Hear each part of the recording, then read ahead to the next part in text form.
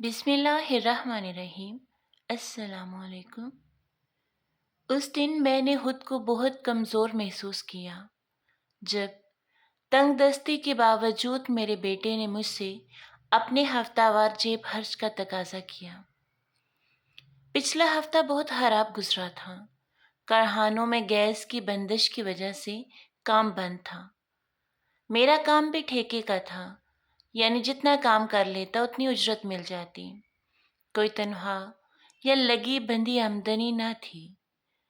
اگر کام مستقل چل رہا ہو تو خرچ کے علاوہ بچت بھی ہو جاتی تھی۔ میرا چھوٹا بیٹا 3 سال کا تھا۔ ظاہر ہے وہ ان معاملات کو نہیں سمجھ سکتا، مگر بڑا بیٹا پارس 4تھی جماعت میں پڑھتا تھا اور دوسرے بچوں کے مقابلے میں ذہین اور سمجھدار تھا۔ گھر کے حالات اس کے سامنے تھے۔ اس دن جب اس نے معمول کے مطابق اپنا ہفتہ وار خرچ مانگا تو مجھے حیرت ہوئی، بلکہ دکھ ہوا کہ میرا سمجھدار بیٹا گھر کے خراب حالات کو محسوس نہیں کر رہا۔ میں جو یہ سوچا کرتا تھا کہ پارس بڑا ہو کر میرا دست و بازو بنے گا، مگر سچی بات ہے اس دن مجھے لگا کہ میں اکیلا ہوں اور مرتے دم تک مجھے روزگار کے لیے جدوجہد کرنا پڑے گی۔ میں نے ٹھیکیدار سے 2 دن پہلے 1000 روپے ایڈوانس لیے تھے۔ میں نے جیب سے 100 کا نوٹ نکال کر پارس کی طرف بڑھایا تو اس نے ایک دم سے نوٹ لے لیا۔ اس کی آنکھیں چمکنے لگیں اور وہ بولا، پاپا زندہ باد۔ مجھے پتا ہے آپ کے پاس پیسے کم ہیں، لیکن جب بالکل نہیں ہوں گے تو میں آپ سے پیسے کبھی نہیں مانگوں گا۔ جب ہیں لے لیا کرو، میں نے بے دلی سے کہا۔ اگلے دن اور مشکل میں گزرے۔ ٹھیکیدار خود مالی مشکلات کا شکار تھا، اس لیے ایک دن وہ چپکے سے غائب ہو گیا۔ اس نے اپنا موبائل فون بھی بند کر دیا۔ میرے گھر میں نوبت فاقوں تک آن پہنچی۔ میں اکیلا اس مشکل میں نہیں گرا ہوا تھا۔ مجھ جیسے ہزاروں لوگوں کے چولہے ٹھنڈے ہو چکے تھے جو فیکٹریوں میں کام کر رہے تھے۔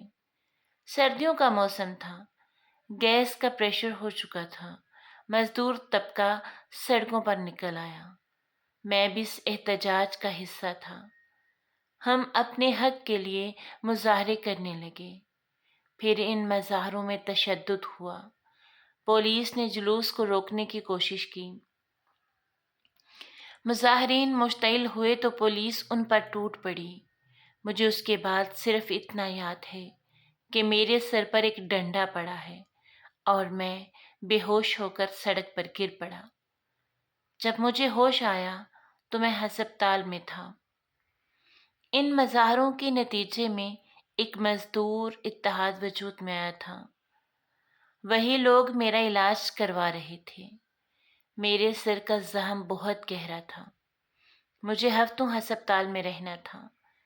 میں سوچتا تھا کہ گھر کے اخراجات کس طرح پورے ہو رہے ہوں گے۔ ڈاکٹروں نے زیادہ ملاقاتوں اور بات چیت پر پابندی لگا رکھی تھی اور گھر والوں کو منع کیا تھا کہ مجھے پریشان نہ کریں۔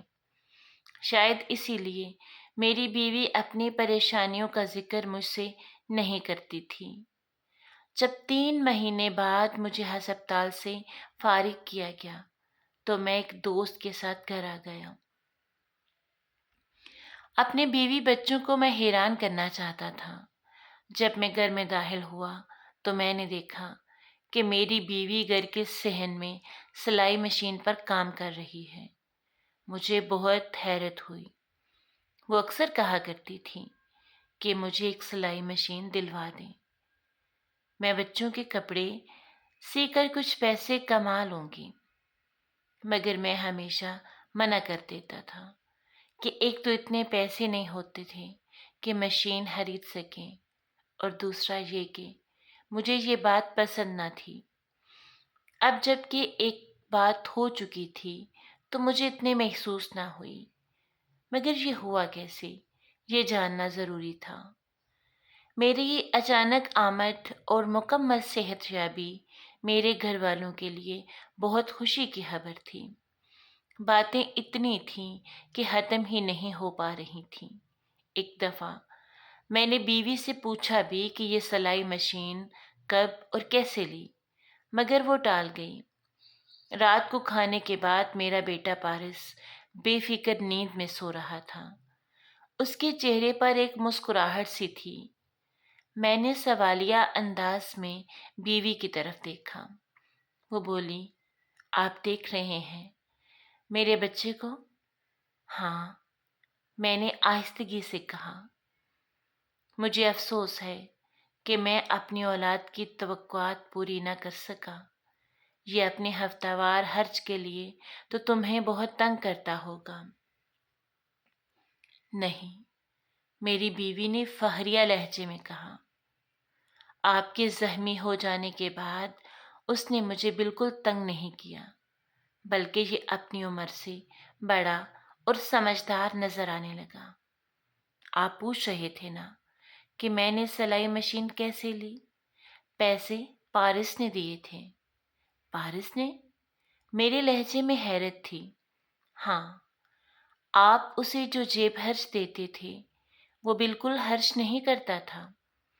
اس نے 2 سال تک 1 روپیہ خرچ نہیں کیا، عیدی کے پیسے بھی جمع کرتا رہا۔ آخر ایک دن اس نے جمع پونجی میرے سامنے ڈھیر کر دی۔ تب مجھے پتا چلا کہ ہمارا بچہ کتنا سمجھدار ہے۔ وہ گھر کے حالات سے باخبر تھا اور چپکے چپکے کسی برے وقت کے لیے پیسے جمع کر رہا تھا۔ میری بیوی تفصیل سے بتائی جا رہی تھی اور میں ایک عجیب سی کیفیت کا شکار تھا۔ میں سمجھتا تھا کہ پارس کو میرے حالات کا اندازہ نہیں ہے، جبکہ در حقیقت وہ میرا دست و بازو بننا چاہتا تھا، اور آخر اس نے اپنی عمر سے بڑھ کر اس بات کو ثابت کر دیا تھا۔ بیوی نے مزید بتایا، اس نے پارس کی جمع پونجی سے مشین لے لی۔ بازار سے کپڑوں کے ٹکڑے مل گئے جن سے اس نے بچوں کے کپڑے تیار کر کے فروخت کرنے شروع کر دیے، اور اس سے گھر کی گزر بسر بھی ہونے لگی ہے۔ اب میں چاہتی ہوں کہ آپ میرے تیار کپڑوں کو ہفتہ وار بازار میں فروخت کیا کریں۔ مجھے امید ہے اللہ ہمیں اس کام میں بہت برکت دے گا۔ میری بیوی نے فیصلہ سنا دیا۔ میری آنکھوں میں آنسو جمع ہونے لگے۔ میں نے آہستگی سے اپنے بیٹے کے ماتھے پر پیار کیا۔ واقعی میرا بیٹا میرا سہارا بن چکا تھا، اور اتنی سی عمر میں اس کی عقل سمجھ گاڈ گفٹڈ تھی۔ یہ اللہ تعالیٰ کی طرف سے تھا۔ اللہ سب کے بچوں کو ہدایت دے۔